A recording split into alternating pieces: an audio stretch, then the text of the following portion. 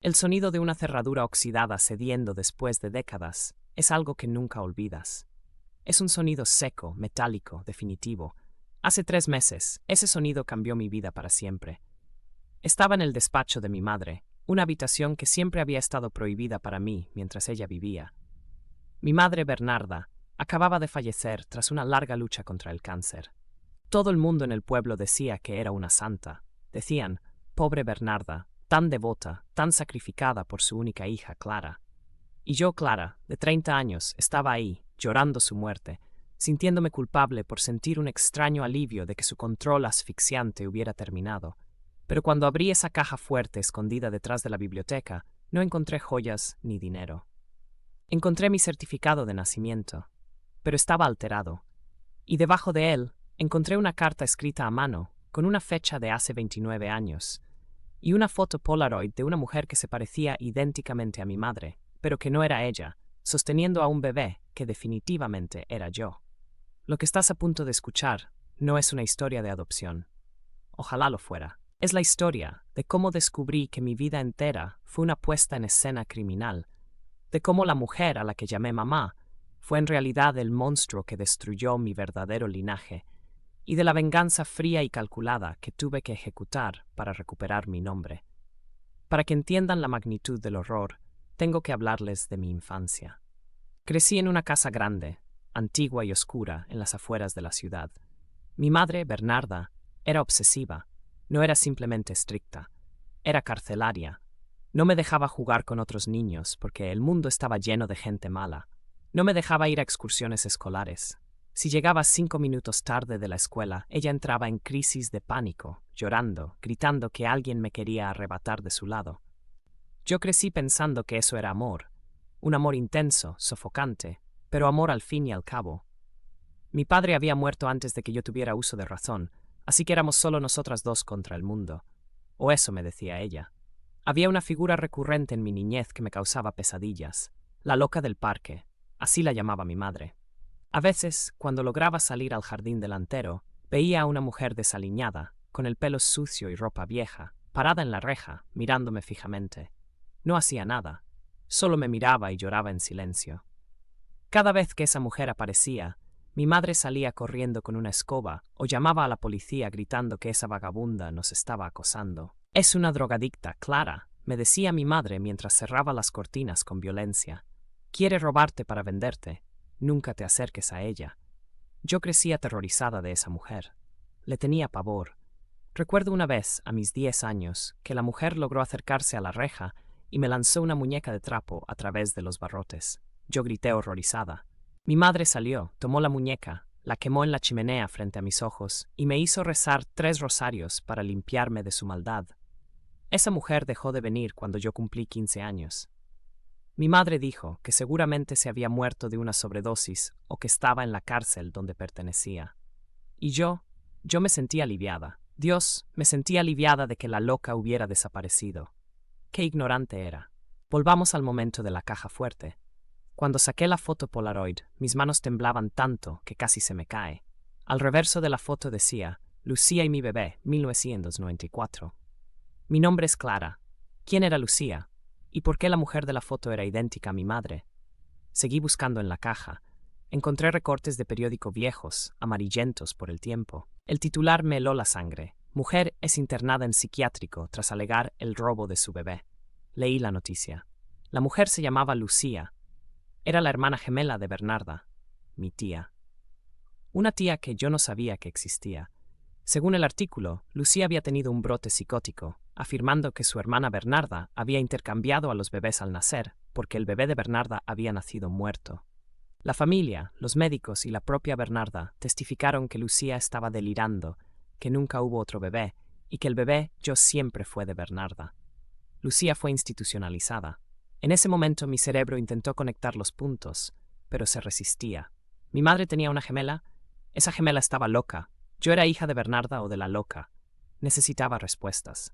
Y la única pista que tenía era el nombre del sanatorio mental mencionado en el recorte, Santa María de la Piedad. Busqué en Google. El lugar todavía existía, aunque ahora era un geriátrico estatal para pacientes mentales crónicos olvidados por sus familias. Agarré las llaves de mi auto y conduje 3 horas hasta allá, con el corazón en la garganta. Llegué a la recepción y pregunté por Lucía. La enfermera me miró con extrañeza. Lucía, la paciente del ala norte, lleva aquí 30 años. Nadie la visita nunca. ¿Usted quién es? Mentí. Dije que era una abogada revisando casos antiguos. Cuando entré a la habitación, el olor a desinfectante y vejez me golpeó. Y ahí, sentada en una silla mirando a la ventana, estaba ella. La loca del parque. La mujer a la que yo temí toda mi infancia. La mujer cuya muñeca mi madre quemó. Estaba vieja, medicada, con la mirada perdida. Me acerqué despacio. Lucía, susurré. Ella se giró lentamente. Sus ojos, idénticos a los míos, se clavaron en mi cara. Y entonces pasó algo que me rompió en 1000 pedazos. Ella no gritó. Ella no balbuceó incoherencias. Ella sonrió, una sonrisa lúcida y dolorosa, y dijo con voz rasposa: «Sabía que vendrías. Bernarda murió, ¿verdad? Solo así podrías venir». Aquí viene el primer giro, la primera puñalada de realidad. Me senté con ella, y aunque su mente iba y venía por los medicamentos, me contó la verdad. Bernarda y Lucía quedaron embarazadas al mismo tiempo. Bernarda estaba obsesionada con ser madre, pero tenía problemas de salud. Lucía era la oveja negra, la rebelde, pero estaba sana. Ambos partos fueron en casa, asistidos por una partera del pueblo que ya murió. El bebé de Bernarda nació con el cordón umbilical enrollado en el cuello. No sobrevivió. Bernarda, enloquecida por el dolor y la envidia, aprovechó que Lucía estaba desmayada tras el parto para cambiar a los bebés. Cuando Lucía despertó, le entregaron un cadáver pequeño y frío. Pero Lucía sabía. Una madre sabe. Ella vio la marca de nacimiento en mi hombro antes de desmayarse. La misma marca que tengo ahora. Cuando intentó reclamar, Bernarda ya había tejido la red. Usó el historial de rebeldía de Lucía para pintarla como inestable. Convenció a todos de que Lucía, en su dolor, quería robarle a su hija viva. Y como Bernarda tenía el dinero y la reputación de santa, todos le creyeron. Me robaron. Me arrancaron de los brazos de mi madre y luego la encerraron y la drogaron durante 30 años para que nadie creyera su verdad. Salí de ese asilo vomitando. La rabia que sentía no me cabía en el cuerpo. Quería ir al cementerio y desenterrar a Bernarda para matarla otra vez. Pero entonces recordé la caja fuerte. Había un documento más que no había leído. Un sobresellado que decía: «Para Clara, en caso de que la verdad salga». Lo abrí en el auto. Y aquí es donde la historia da el segundo giro, el que me destruyó por completo. Pensé que sabía todo. Pensé que Bernarda era el único monstruo. Estaba equivocada. La carta era una confesión de Bernarda, sí, pero no pedía perdón. Se justificaba. Decía: «Lo hice por ti para salvarte de la pobreza de tu madre». Pero el párrafo final revelaba quién era mi padre. Yo siempre creí que mi padre había muerto de un infarto. La carta decía: «Tu padre no murió. Tu padre es el doctor Rivas». Él firmó los certificados de nacimiento falsos y él firmó la orden de internamiento de Lucía. Él sabía que era su hija con Lucía, pero me amaba a mí y prefirió darme a la niña y encerrar a Lucía para que pudiéramos ser una familia respetable. El doctor Rivas, el médico del pueblo, el hombre que fue mi pediatra, el hombre que me daba paletas cuando me enfermaba. El hombre que seguía vivo, siendo un pilar de la comunidad, jubilado y respetado. Mi propio padre biológico conspiró con mi tía para secuestrarme y encerrar a mi madre biológica en un manicomio de por vida, solo para mantener una fachada social. Él no era una víctima de Bernarda. Él era el arquitecto de todo. Bernarda era la carcelera, pero él era el juez. En ese momento dejé de llorar. Mis lágrimas se secaron y se convirtieron en gasolina. Bernarda estaba muerta, no podía pagar. Pero Rivas estaba vivo, y yo iba a quemar su mundo hasta los cimientos. Aquí comienza mi venganza. No una venganza de sangre, eso es demasiado rápido. Quería una destrucción total de su legado. Pasé el siguiente mes reuniendo pruebas. Grabé conversaciones con enfermeras antiguas. Conseguí el testamento de Bernarda. Hice una prueba de ADN con Lucía a espaldas del sistema. Y luego contraté al mejor abogado de la ciudad, usando el mismo dinero que Bernarda me había dejado. La herencia maldita serviría para destruir su memoria. Convoqué a una reunión en el Club Social del Pueblo, donde el doctor Rivas iba a recibir un premio honorífico por su trayectoria. Él estaba ahí, con su traje gris, sonriendo, rodeado de nietos de su otro matrimonio. Me acerqué al estrado. Él me vio y sonrió, pensando que yo, la hija de su difunta amada Bernarda, iba a felicitarlo. Pedí el micrófono. Dije que quería compartir una historia sobre el doctor Rivas y mi madre.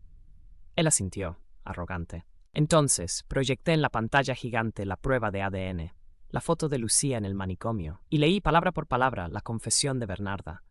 Este hombre, dije señalándolo, no es un héroe, es un secuestrador, un falsificador, y un hombre que encerró a la madre de su hija durante 30 años para mantener su estatus social.